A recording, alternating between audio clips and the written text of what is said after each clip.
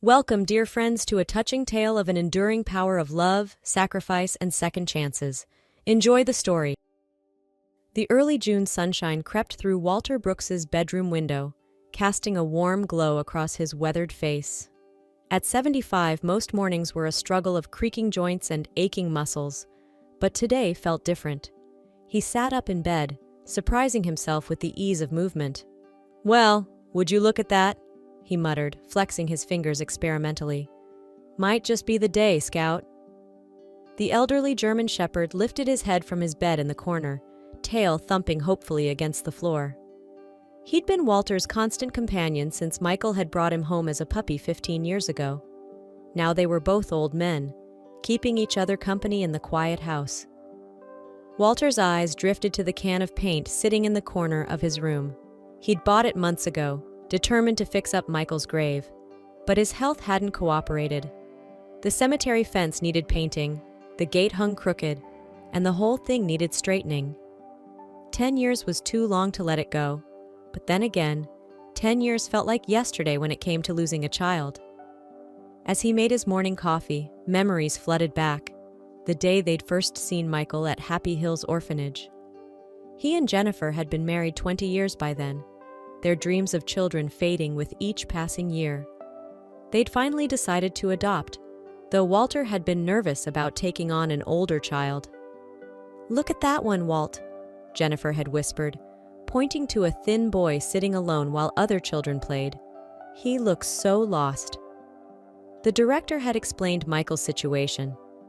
"His mother dropped him off 6 months ago. He hasn't spoken much since. Some children bounce back quickly from abandonment. Others."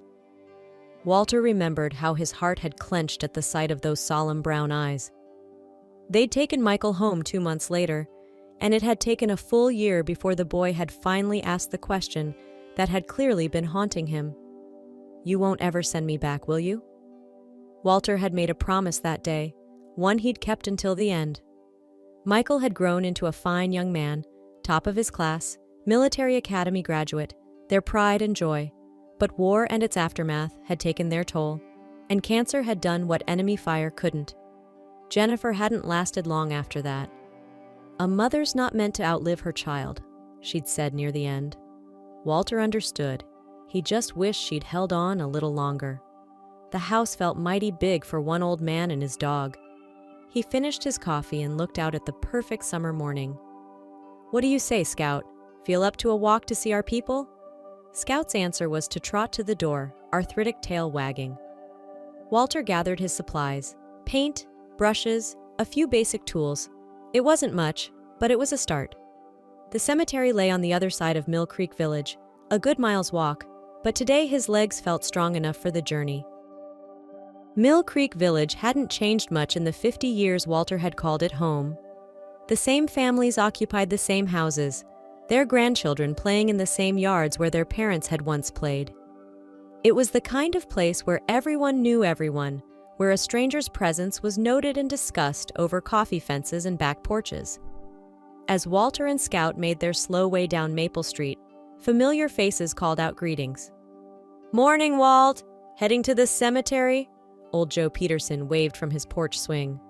"That's right," Walter called back. "Thought I'd fix up Michael's fence a bit." "Need any help?"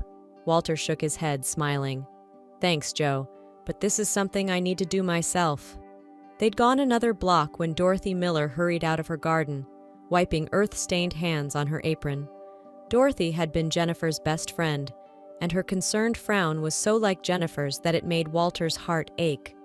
"Walter Brooks, what in heaven's name are you doing out in this heat? And carrying all that?" She gestured at his supplies. "Now, Dorothy, don't fuss. It's a beautiful morning, and I'm feeling stronger than I have in weeks." Dorothy's eyes softened. "At least let me drive you. Tom's got the truck." No, Scout and I need the walk, don't we, boy?" The old dog wagged his tail at the mention of his name. Dorothy pressed her lips together, clearly wanting to argue. "Well, at least take some water. Wait right there." She returned with a thermos and some wrapped sandwiches. "You make sure he eats, Scout," she instructed the dog seriously. "Your daddy's too stubborn for his own good." Walter accepted the provisions with a chuckle. "You're as bad as Jennifer was, always fussing. Someone has to, Dorothy retorted. You've been looking peaked these last few weeks. Are you sure you're up for this? I'm fine. Just needed a good day, and this is it. They continued their journey through the village, Scout padding faithfully beside him. The dog had slowed with age, just like his master, but his devotion never wavered. They passed the shuttered medical clinic, where Helen had once treated everything from scraped knees to farming accidents, past the elementary school where Michael had eventually blossomed from that silent, frightened boy into a confident student. Near the village limits, Walter noticed a stranger walking quickly in the opposite direction. The man kept his head down, avoiding eye contact, unusual behavior in Mill Creek, where even tourists quickly learned the local custom of greeting everyone they passed. Something about the man's furtive manner made Walter uneasy. Scout must have felt it too, because he growled softly, something he rarely did anymore. "Hush now," Walter murmured. "Not our business." The cemetery lay just ahead, its wrought iron gates standing open as always. Walter paused at the entrance, catching his breath. The walk had taken more out of him than he'd expected, but the summer morning was still young. "Well, let's see what that storm did to the place," he said to Scout, noting the scattered branches and debris from last week's windstorm. The cemetery looked worse than Walter had expected. Last week's storm had scattered branches everywhere, and leaves carpeted the normally neat paths between the graves. He set his supplies down near Michael and Jennifer's plot, taking a moment to catch his breath. "Looks like we've got our work cut out for us, Scout," he said, surveying the damage. "Better clear this mess before we start on that fence." As Walter began gathering branches, his mind wandered to the countless Sunday afternoons he and Michael had spent together. Michael had been different after returning from his deployment. Quieter, haunted by things he wouldn't discuss, but sometimes open up. "You and Mom saved me, you know that?" Michael had said once, helping Walter plant Jennifer's favorite daisies. "I'd given up on having a family before you came." A sharp bark from Scout interrupted Walter's memories. The old dog was digging frantically near the cemetery fence, about 20 feet from Michael's plot. "Scout, stop that now!" Walter called, but the dog ignored him, something he never did. "What's gotten into you?" Scout's paws were throwing dirt in all directions, and he was making an unusual whining sound Walter had never heard before. Concerned, Walter made his way over to investigate. "All right, boy, what have you found?" That's when he saw it. The corner of a cardboard box protruding from the freshly disturbed earth. The cardboard was clean, dry. This was recent, very recent. "Dear Lord," Walter breathed, remembering the suspicious stranger from earlier. "What have we here?" He knelt beside Scout's hole, ignoring his protesting knees, and helped clear more dirt away. The box was larger than he'd first thought, about the size of a small suitcase. As he worked to free it, something inside moved. Walter's heart nearly stopped. With trembling hands, he tore at the cardboard. Wrapped in what looked like old baby blankets was a tiny infant, no more than a few days old. The baby's face was red, its movements weak, but it was alive. "Oh my God," Walter gasped. "Oh my dear God." The baby made a feeble sound, trying to cry but too weak to manage it. Walter's mind raced. How long had it been in there? An hour? Less? The stranger he'd passed. It had to be him. If Scout hadn't found it? "Helen," he said aloud. "We need to get to Helen's." Without thinking about his age, his bad heart, or the distance, Walter carefully lifted the baby and cradled it against his chest. "Scout! Home! Get Helen!" The old dog seemed to understand the urgency.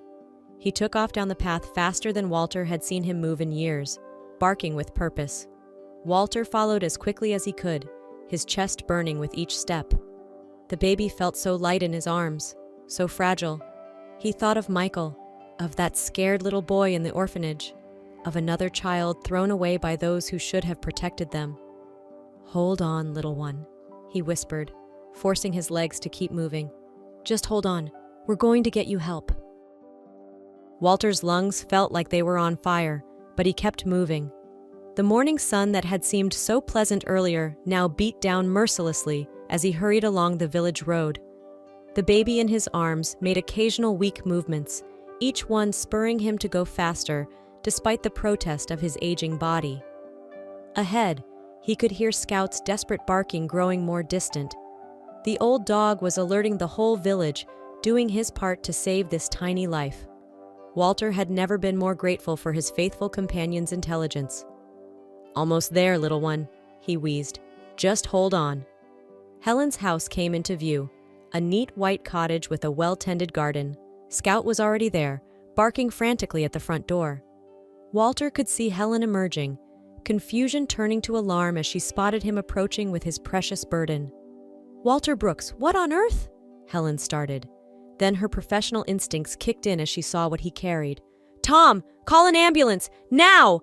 Helen's swift, capable hands took the baby from Walter, who nearly collapsed on her porch steps. "Found! Cemetery!" he gasped. "Box! Buried!" "Save your breath," Helen ordered, already unwrapping the blankets with practiced efficiency. "Tom, call the police too!" The next hour passed in a blur. Helen worked to stabilize the baby while they waited for emergency services. Walter sat in her kitchen, sipping water, while Tom pressed a nitroglycerin tablet under his tongue. Scout lay at his feet, equally exhausted, but refusing to leave his master's side. The ambulance arrived first, then the police. Questions were asked, statements taken. Walter described the stranger he'd seen, trying to remember every detail. "If it hadn't been for Scout," Walter explained to the young deputy taking notes, "he knew something was wrong, started digging." "Good boy," the deputy said, patting Scout's head. "Looks like we've got ourselves a hero dog." One of the paramedics approached Walter. "Sir, you should probably let us take you in too. That was quite a run for someone your age." Walter waved him off. "I'm fine, just need to catch my breath. How's the baby?" "It's a girl," the paramedic replied. "And she's going to make it, thanks to you and your dog. 15 more minutes." He left the sentence unfinished, but Walter understood. 15 more minutes, and they'd have been too late. As the ambulance pulled away with its tiny passenger, neighbors who had gathered began dispersing. Dorothy appeared with a fresh thermos of water and more sandwiches.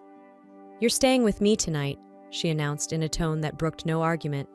"After a shock like that, you shouldn't be alone." But Walter shook his head. "Thank you, Dorothy, but I need my own bed. Scout and I will be fine." The truth was, he needed time to process what had happened. As he sat on his porch that evening, Scout's head resting on his knee, Walter thought about the remarkable chain of events. If he hadn't felt strong enough to visit the cemetery today, if Scout hadn't been with him, if they'd arrived even a few minutes later. "Someone was watching over that little girl today," he murmured, scratching Scout's ears. "Michael, maybe, or Jennifer. They wouldn't have wanted another child thrown away."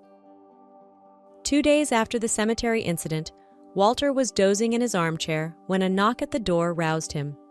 Scout lifted his head, ears perking up at the sound of an unfamiliar vehicle outside, something expensive by the purr of its engine.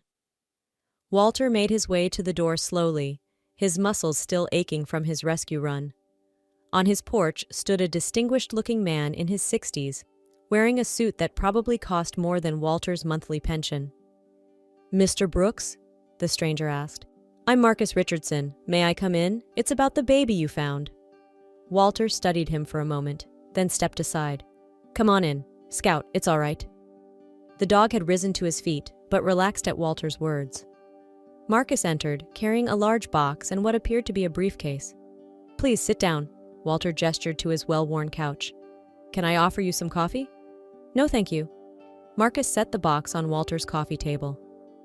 "Mr. Brooks, I'm that baby's grandfather. I've spent the last 2 days trying to understand how anyone could do what my son-in-law did, and trying to find a way to thank you for saving my granddaughter's life." Walter settled back into his armchair. "No thanks needed. Anyone would have done the same." "But they didn't. You did." Marcus's voice cracked slightly. "My daughter Caroline. She died in childbirth. I didn't even know she was pregnant. We'd had a falling out when she married Robert. I knew he was only after her money, but she wouldn't listen. She cut off all contact." He paused, composing himself. Robert had her taken to some backwater clinic instead of a proper hospital. When she died, he saw his chance. The baby inherited Caroline's trust fund, you see, with the baby gone. "Dear Lord," Walter murmured. "The police have him in custody now." Marcus opened his briefcase and pulled out an envelope. "Mr. Brooks, I know money can't properly express gratitude for saving a life, but please accept this as a token of my appreciation." Walter started to protest, but Marcus continued. "And this box contains some supplies. Just a few things I thought you might need. I understand from the neighbors that you've been having some health issues." Walter opened the envelope and nearly dropped it. The amount written on the check made his hands shake. "Mr. Richardson, I can't possibly—" "Please," Marcus interrupted. "My granddaughter is the only connection I have left to my Caroline. What you did, there's no way to repay that, but this might help make your life a little easier." They talked for another hour. Walter found himself telling Marcus about Michael, about adoption and second chances, about losing a child. Marcus spoke of Caroline, of regrets and missed opportunities, of hoping to do better with his granddaughter. As Marcus prepared to leave, he turned back. "There's one more thing, Mr. Brooks. I noticed the cemetery where you found Emma. That's what I'm naming her, after my mother. Looks like it could use some work. Would you mind if I had some people come take care of it?" "That's kind, but please, let me do something for your family, as you did for mine." After Marcus left, Walter sat looking at the check for a long time. Scout rested his head on Walter's knee, offering silent support as always. "Well, old friend," Walter said finally, "looks like we can do more than just paint that fence now." 2 weeks passed before Walter felt strong enough to return to the cemetery. His legs had finally stopped aching, and his chest no longer felt like it was being squeezed in a vice. Scout walked beside him, moving slower than usual, but determined as ever. "Let's see about that fence today, boy," Walter said as they approached the cemetery gates. "Gotta make good use of Mr. Richardson's generosity." But as they rounded the final bend in the path, Walter stopped dead in his tracks. Scout let out a confused whine. Where Michael and Jennifer's modest plots had been, now stood an elegant memorial that took Walter's breath away. A beautiful black iron fence enclosed the area, its posts topped with decorative finials that caught the morning light. The ground within was covered in pristine white gravel, with a neat brick pathway leading to 2 stunning black granite headstones. "Oh my," Walter whispered, moving closer. The headstones were works of art. Michael's featured and etched portrait so lifelike, it seemed to capture his son's spirit. That gentle smile Walter remembered so well. Jennifer's stone bore an equally beautiful likeness, along with her favorite roses carved along the edges. Between them sat a polished granite bench, perfect for visiting. Walter's legs trembled as he made his way to the bench. Scout followed, sniffing curiously at the new arrangements. Sinking onto the cool stone, Walter reached out to touch Michael's headstone. "Look at this, son," he said softly. "Look what they did for you and your mama." It was everything he'd dreamed of giving them, but could never afford. The military headstone they'd given Michael was nice enough, but this was a tribute worthy of the son who'd made them so proud, the wife who'd made their house a home. Walter sat on the bench for hours, talking to his family as the sun traced its path across the sky. He told them about the baby, about Marcus, about how one act of kindness had led to another. "You would have done the same thing, Michael," he said. "You never could stand to see anyone hurting. Remember that stray cat you brought home when you were 7? Your mama pretended to be mad, but she was sneaking it milk within the hour." Scout lay at his feet, occasionally lifting his head to look at Walter, before settling back down. The summer breeze carried the scent of fresh-cut grass and late-blooming flowers. "I think this is what I've been waiting for," Walter said finally. "Needed to see you both properly taken care of before I could rest easy." He felt tired, but it was a peaceful sort of tired, the kind that comes after all the important work is done. He leaned back against the bench, watching the clouds drift overhead. "Think I'll just rest my eyes a minute." When Dorothy and the others came looking for him that evening, alerted by Scout's appearance at her door alone, they found Walter still sitting on the bench. His face bore a gentle smile, as if he'd simply drifted off into a pleasant dream. Marcus Richardson insisted on handling all the arrangements for Walter's funeral. The man who had saved his granddaughter's life would have the send-off he deserved. The entire village turned out, sharing stories of Walter's kindness, his quiet strength, his devotion to his adopted son. Dorothy stood at the graveside, Scout pressed against her legs as they lowered Walter's casket into the ground beside Jennifer and Michael. "He asked me once," she told Helen, wiping her eyes, "if I thought adopted love was different from blood love. I told him love is just love. It's what you do with it that matters. And that man, he did everything with it." Marcus had offered to take Scout, describing his sprawling country estate with its acres of land for the dog to roam. But Dorothy shook her head. "He needs to stay here," she said firmly. "This is his home. These are his people." Every morning after that, Scout would make his way to the cemetery. Sometimes he'd stay for hours, lying beside the 3 graves as if standing guard. Dorothy would bring him food and water, but he refused to leave until evening. Just like his master, the villagers would say, faithful to the end. 2 years passed this way. Scout grew older, grayer, moving more slowly each day. Then, one summer morning, much like the day Walter had found the baby, Scout made his final trip to the cemetery. Dorothy found him there that evening, lying peacefully beside Walter's grave. The old dog had finally followed his master home. The village men didn't even discuss it. They simply began digging. It might not have been proper cemetery protocol, but no one objected when they laid Scout to rest just outside the iron fence, as close to Walter as they could manage. Marcus Richardson, who came regularly to tend his granddaughter's savior's graves, ordered a small stone marker for Scout. "Faithful friend and hero," it read simply. Years later, little Emma Richardson would visit the cemetery with her grandfather, laying flowers not just on Walter's grave, but on Scout's as well. "Tell me again," she would say, "about the man and his dog who saved me." And Marcus would tell her the story of Walter Brooks, who had known the value of a second chance because he'd given one to his son, who had recognized the preciousness of an abandoned child because he'd once welcomed one into his heart, who had made his final act on earth one of grace and salvation. In Mill Creek Village, they still tell the story of Walter and Scout, of how love extends beyond blood and beyond time, of how the kindness we show to others comes back to us in unexpected ways. They tell of how an old man's morning walk to tend his family's graves led to a baby's rescue, and how that baby's grandfather's gratitude gave that old man his final wish: to see his family's resting place become the tribute he'd always dreamed of giving them.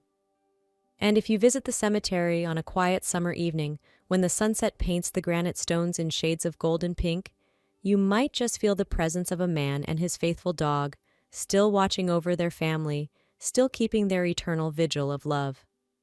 Dorothy summed it up best, perhaps at the village's Memorial Day service the year after Scout died. "Some people say there's no such thing as perfect love in this imperfect world," she said, looking at the 3 graves and the faithful dog's marker. "But I saw it, right here in Mill Creek. I saw it in a man who chose his son, in a dog who chose his family, and in the way they both loved so completely that even death couldn't end it."